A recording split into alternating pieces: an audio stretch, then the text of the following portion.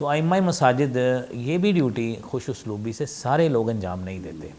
آپ تصور کریں کہ ائمہ مساجد اگر فرض کیا 1 بجے ٹائم ہے، اگر ہم کالج یونیورسٹی کے پروفیسرز کی بات کرتے ہیں، اگر ان کا 8 بجے لیکچر ہے نا تو وہ 5 منٹ پہلے ہوتے ہیں وہاں پہ.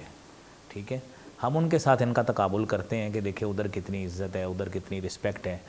ائمہ مساجد میں بہت سے لوگ ہیں جو فالو کرتے ہیں ٹائم کو، ہم ان کو اپریشیٹ کرتے ہیں، لیکن جہاں پہ فلاز ہوتے ہیں نا، ڈرا بیکس ہوتے ہیں، لوپ ہولز ہوتے ہیں، ان کو فل کرنا یہ بھی ہماری ذمہ داری ہے.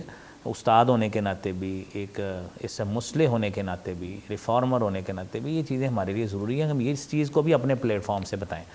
بسا اوقات ایک امام صاحب، یعنی اگر ان کو عادت پڑ گئی ہے نا، انہوں نے ہر نماز میں 1 منٹ 1.5 منٹ لیٹ آنا. یہ بالکل آپ کی بات سے میں اتفاق کرتا ہوں کہ بعض مساجد میں امام صاحب کو یہ ایسی بری عادت ہے کہ لوگ بیچارے مڑ کے دیکھتے ہیں، مگر مجال ہے کہ باوجود متنبہ کرنے کے بھی امام صاحب ٹائم پہ نہیں آتے.